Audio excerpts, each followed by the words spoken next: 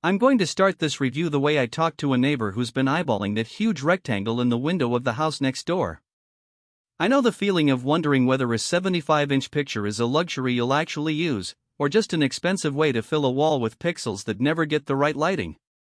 I've spent a few weeks comparing the new Samsung 75-inch class Neo QLED 4K Terrace model against a handful of outdoor-rated sets, rummaging through forums, and even watching a couple of friends set theirs up on a patio that gets sun all day. Link is in the description if you want to check the product details on Amazon. First off, the biggest question people ask about the Terrace line is, will it really survive the elements without becoming a grayish, washed-out screen after a season? Samsung's IP56 rating means it's dust-tight and can handle water jets from any direction. In practice, that translates to a TV that you can leave out on a covered patio, under a pergola, or even a roof deck where rain drizzles occasionally. I've seen owners say the TV survived a sudden summer thunderstorm with no flicker, which is reassuring because most indoor-only panels would instantly short out. But weather resistance isn't the only thing you have to think about. The real differentiator here is the Terrace partial sun technology. Samsung claims the panel keeps its picture brightness and contrast when direct sunlight hits it, and the anti-glare coating does help in bright conditions.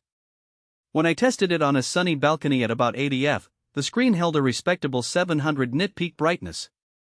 That's enough to see a solid HDR image without the whites turning flat, though you'll still notice a slight haze if you sit right in the sun's path. For a family that watches movies at night and wants the occasional daytime sports game on the deck, that level of usable brightness feels like a sweet spot, better than most indoor-only QLEDs, but not quite the brightness of a true commercial-grade outdoor display.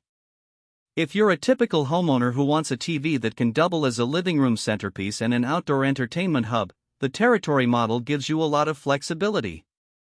The built-in Alexa makes it easy to switch inputs or dim the lights without leaving the couch, and Samsung's Tizen OS is smooth enough that you can binge-watch Netflix, stream YouTube, or pull up a live feed from a security camera all without needing a separate streaming stick.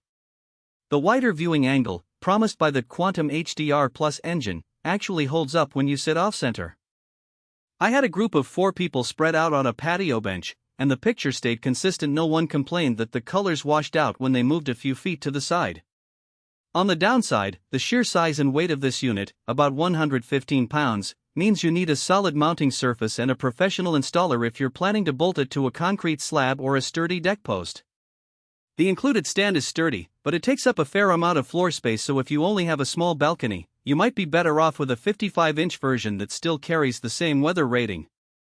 Also, the partial sun label is a realistic limitation.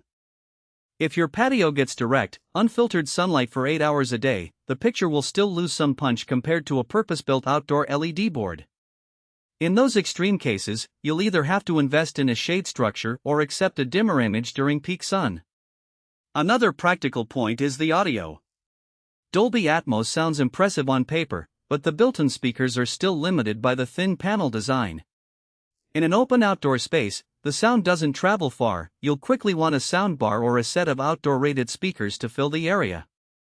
That's not a flaw unique to Samsung. Most TVs rely on external audio for a true cinematic experience, but it's worth noting if you're hoping the TV alone will handle a backyard movie night.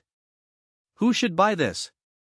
I'd say homeowners with a covered patio, pergola, or sunroom that gets a mix of shade and occasional direct sunlight.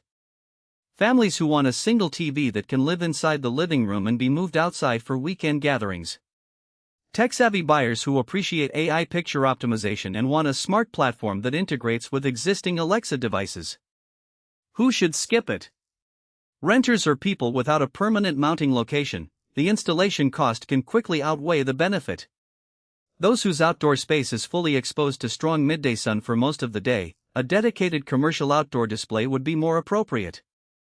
Viewers who expect a full cinema-level audio experience straight out of the box, you'll need to budget for a separate sound solution.